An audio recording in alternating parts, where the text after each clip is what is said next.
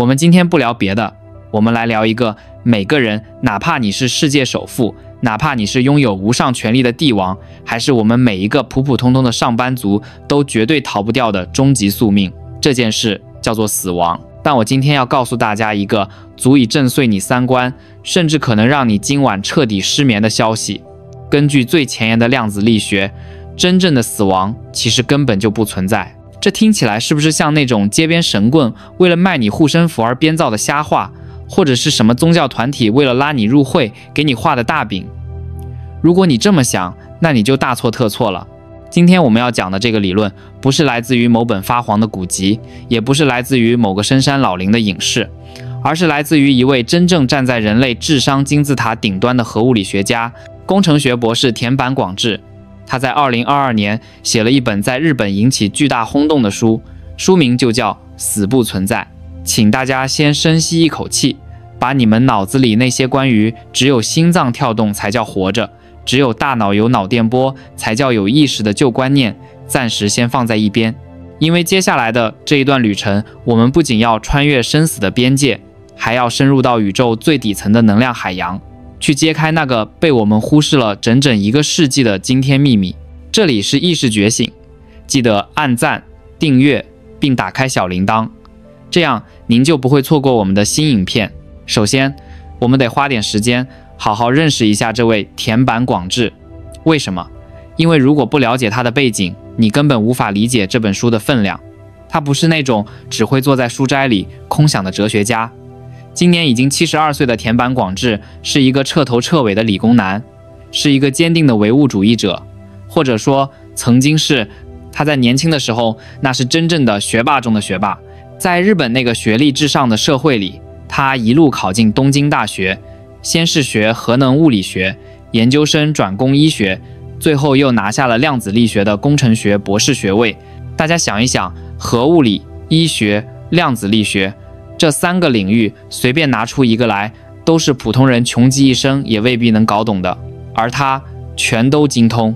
1981年，那是日本經濟騰飛的前夜，30歲的田坂廣志拿到了東大博士學位，立刻就被日本三菱金屬挖走，搞頂尖科研。這還不算完，6年後他被派往了美國。去哪兒了呢？去了一個名字聽起來很普通，但實際上嚇死人的地方——美國西北太平洋國家實驗室 （PNNL）。為了讓大家理解這個實驗室的地位，我必須得給大家好好扒一扒它的歷史。這裡就是當年大名鼎鼎的曼哈頓計劃的核心區域之一，全世界第1個核反應堆就在這兒。當年那是為了製造原子彈、提煉鈽元素的地方，可以說這裡的空氣裡都彌漫着能夠毀滅世界的力量。田坂廣志作為一個日本人，能夠進入這種美國最高機密級別的核心實驗室擔任研究員，你們就能想象他的學術造詣和受信任程度有多高。後來他回到日本，更是平步青雲，直接進入被譽為日本最強大腦的智囊團——日本綜合研究所，從研究員一直幹到了董事。到了2011年，他60歲的時候，更是出任了日本內閣官房參與，也就是日本首相的特別顧問。為什麼要花這麼長的篇幅介紹他？我就是想告訴大家，這絕對不是一個會輕易相信迷信的人。他的一生都在和最硬核的數據、最冰冷的金屬、最危險的輻射打交道。在他前半生的人生信條裡，死就是死，燈滅了就是黑了，大腦不轉了，意識就消散了，就像電腦拔了電源，屏幕黑了，數據沒了，一切歸零。但是，就是這樣一個頂級的科學家，在他人生最輝煌的時候，遭遇了一場突如其來的大病。這場病嚴重到什麼程度？嚴重到醫生都讓他準備後事了。就在那個游走在生死邊緣的時刻，在他身體極度虛弱但意識卻異常清晰的某個瞬間，他看到了一些東西，他悟到了一些用他過去幾十年的經典物理學根本無法解釋的現象。當他奇蹟般的活過來之後，他做了一件讓整個日本科學界都大跌眼鏡的事。他沒有繼續去搞他的核反應堆，而是開始瘋狂地研究那個他曾經不屑一顧的領域——死後的世界。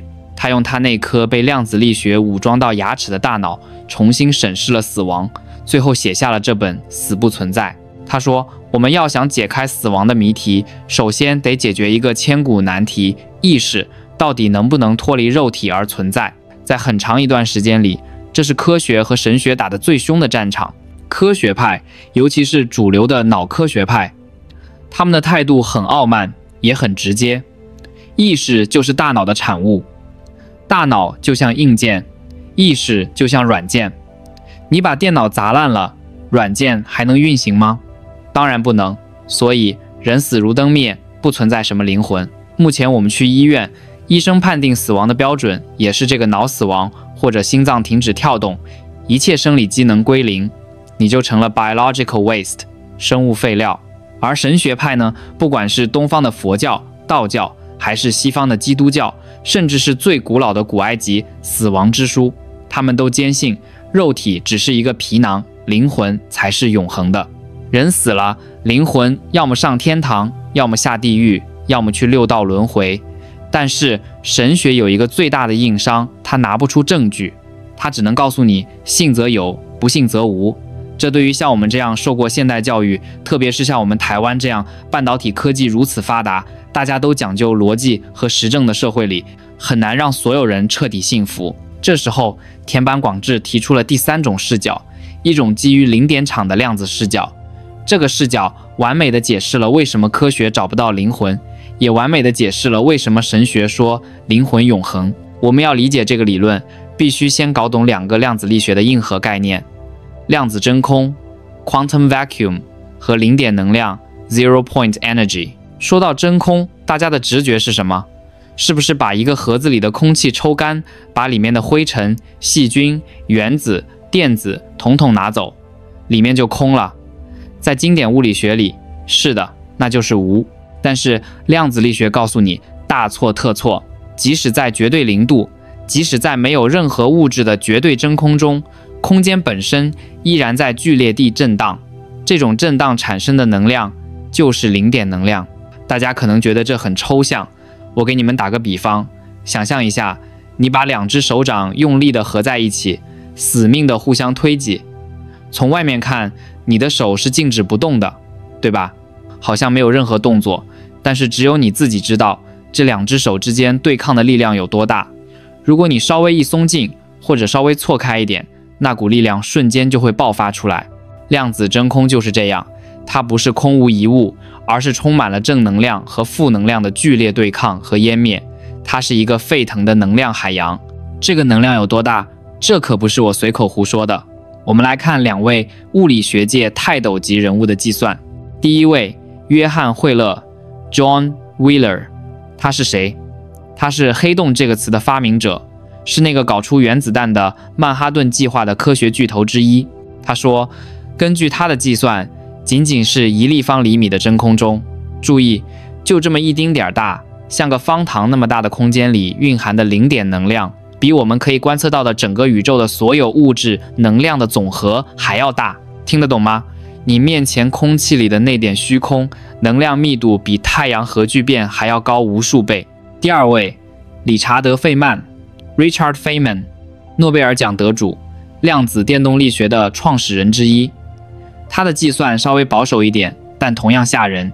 他說，一個燈泡大小的空間裡包含的零點能量，足以瞬間蒸發掉地球上所有的海洋。各位，你們現在環顧一下四周，看看你身邊的空氣，看看你頭頂的虛空，你以為那是空的嗎？不，你其實是生活在一個能量密度高到無法想象的火藥桶裡。這就叫色即是空，空即是色。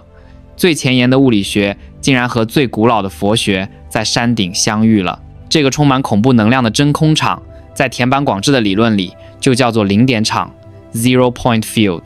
那麼，這個零點場和我們的死後世界有什麼關係呢？關係太大了。田坂廣志認為，這個零點場不僅僅是一個能量的海洋，它更是一個信息的海洋。宇宙從誕生那一刻起，大爆炸的一瞬間，直到今天，甚至到未來，發生過的每一件事，說過的每一句話，產生過的每一個念頭，全部都以波的形式，也就是光的形式，被記錄在這個零點場裡。這聽起來是不是很耳熟？沒錯，這就和我們以前講過的阿卡西記錄 Akashic Records 一模一樣，只不過阿卡西記錄是神學的叫法，而零點場是量子力學的叫法。它們描述的是同一個東西，宇宙的雲端服務器。而且這個記錄不是像我們寫日記那樣一行一行字的二維記錄，也不是像拍照片那樣的平面圖像，它是全息的，它是三維的，甚至是多維的。這就解釋了為什麼我們的意識不會死。田坂廣志說，根據愛因斯坦的質能方程 E 等於 mc 的平方，物質和能量是可以互相轉化的。我們的肉體看起來是固體的物質，但本質上也是能量的聚合。而我們的意識、我們的思想、我們的記憶，本質上是一段極其複雜的信息波，是一種頻率。當你死亡的時候，發生了什麼？你的肉體這個載體壞掉了，崩潰了，但是你意識的那段波、那段頻率並沒有消失，因為根據能量守恆定律，能量不會憑空消失，你的這段波會直接回歸到宇宙那個巨大的、無處不在的零點場裡。你就好比是一滴水蒸發了，你看不到它了，但它變成了水蒸气，融入了大气層這個更大的循環裡。你並沒有死，你只是換了一種存在的形態。你從一個局限在肉體裡的個體意識，回歸到了一個包含宇宙萬物的整體意識當中。這也就解釋了那個困擾醫學界多年的謎題——瀕死體驗 NDE。在台灣還有世界各地都有無數這樣的案例。一個人在手術台上心臟停跳了，腦電波也平了，從醫學上講他已經死了，但是過了一會兒他又被搶救回來。醒來後他能清晰地描述剛才發生的事情。有人說看到自己飄在天花板上，看着醫生在搶救自己的肉體。有人說看到了巨大的光，非常溫暖，沒有一絲恐懼。還有人說看到了已經去世的親人，甚至看到了自己的一生像放電影一樣在眼前快速閃過，這就是傳說中的走馬燈。主流科學以前總說這是大腦缺氧產生的幻覺，但是田坂廣志反駁說，如果是缺氧產生的幻覺，那應該是混亂的、無邏輯的，甚至是恐怖的。但幾乎所有的瀕死體驗者描述的那種感覺都是極致的平靜、安詳和喜悅。為什麼？因為當你的意識脫離了肉體的束縛，開始融入零點場的那一瞬間，你其實是連接上了宇宙的本源。那個充滿了光的世界，其實就是充滿了高頻能量的零點場。而且田坂廣志這裡拋出了一個更具顛覆性的觀點：地獄其實是不存在的。大家想一想，我們在各種宗教故事裡聽到的地獄是什麼樣的？上刀山、下火海、拔舌頭、下油鍋，哪怕是西方的煉獄，也是在那兒受火刑。發現沒有？所有的這些懲罰全部都是針對肉體的痛苦、痛覺、熱覺、觸覺，這都是神經系統的反應。可是當你死後，你的肉體已經爛掉了，神經系統已經不存在了，你只是一段波，一段意識。你怎麼可能感覺得到油鍋的燙？怎麼可能感覺得到刀山的痛？所以田坂廣志認為，地獄那種肉體層面的痛苦是人類為了社會統治需要編造出來的，或者是我們在活着的時候因為執念和恐懼而給自己制造的人間煉獄。真正死後的世界，因為沒有了肉體的束縛，也就沒有了肉體的痛苦。當然，意識可能會有精神上的痛苦，比如後悔、憤怒、依戀，但一旦你的波完全融入零點場的那個宏大頻率中，那種個體的負面情緒很容易被一種被稱為涅槃的巨大寧靜感所同化。這可能就是為什麼瀕死體驗者回來後往往都不再懼怕死亡，甚至變得非常慈悲。說到這兒，可能有人會問，既然我們死後都去了零點場那個大雲端硬盘裡，那為什麼我們平時感覺不到呢？為什麼只有死人能去？其實不是的。田坂廣志說，活人也能连接零點場。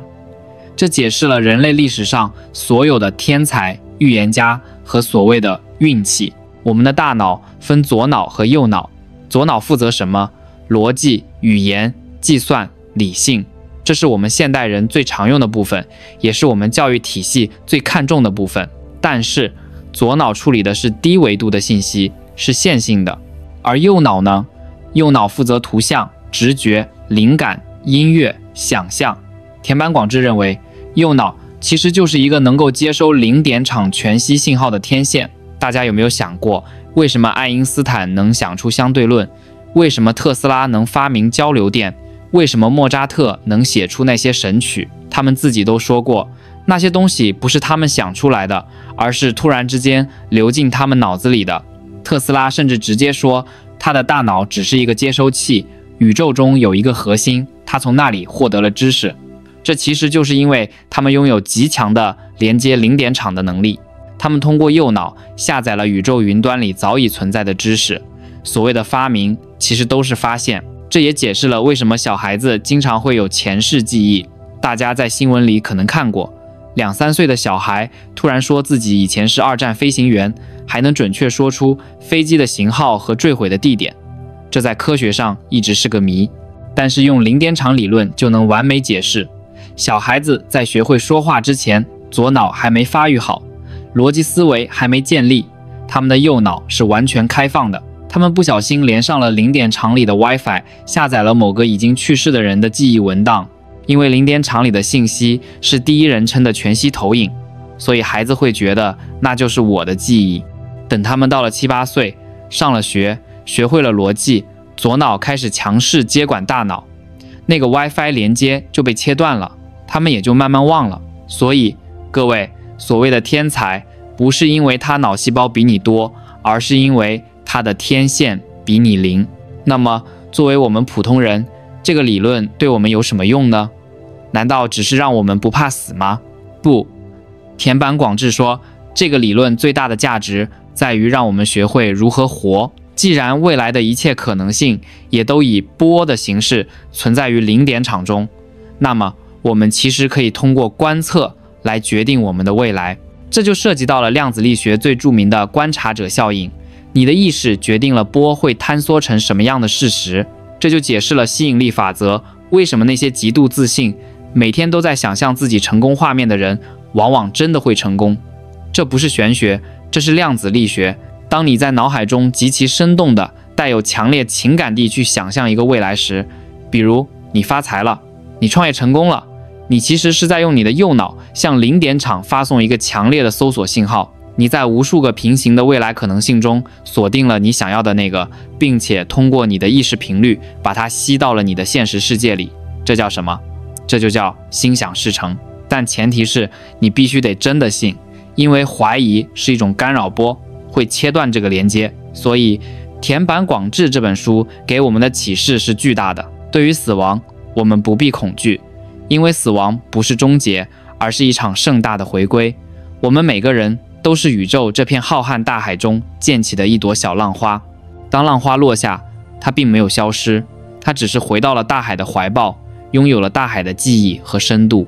你會見到你逝去的親人，你會見到你死去的寵物，因為在那個全息的零點場裡，愛也是一種永不消散的高頻能量波。對於活着，我們更要充滿希望，因為你的每一個念頭都在塑造你的未來。你不是這個世界的被動接受者，你是你人生的主動創造者。你的大腦裡藏着一個連接宇宙寶庫的開關，只要你學會關掉左腦的噪音，打開右腦的直覺，你就能下載到屬於你的靈感和好運。這也讓我們對我們的傳統文化有了新的理解。為什麼台灣人這麼重視祭祖？為什麼我們要燒香？其實這也許就是一種通過儀式感來調整我們的腦波頻率，試圖與零點場裡祖先的信息波建立共鳴的方式。這不僅僅是迷信，這可能是人類最古老的量子通訊技術。最後，我想說的是，雖然田坂廣志的理論目前還被稱為假說，因為我們現在的科學儀器還無法直接觀測到零點場裡的全息影像，但是人類科學的發展史不就是一部把神話變成科學的歷史嗎？100年前，如果你跟人說有一個看不見的波能讓你在台灣瞬間聽到美國人的聲音，別人會把你當瘋子。但現在我們有了無線電和手機，也許再過50年、100年，當量子探測技術足夠發達的時候，我們真的能發明出一種靈魂電話，直接連通那個零點場。到時候我們或許真的可以拿起電話，撥通那個熟悉的號碼，對那邊說一句：嘿，在那邊過得好嗎？而在那一天到來之前，我們要做的就是好好的活在當下，用善意和愛去發射我們的腦波。因為你今天發出的每一個善念，不僅會照亮你自己的未來，也會被永遠的記錄在宇宙的零點場裡，成為永恆的一部分。所以別怕，死不存在，我們是永恆的。好了，今天關於這本死不存在的故事，我們就先聊到這兒。如果大家覺得這個話題有點意思，或者讓你今晚不再那麼害怕關燈睡覺了，別忘了給我們點個讚。如果你有什麼神奇的經歷，比如類似瀕死體驗或者強烈的既視感，一定要在評論區告訴我。我非常想知道你們有沒有連上過那個神秘的 WiFi。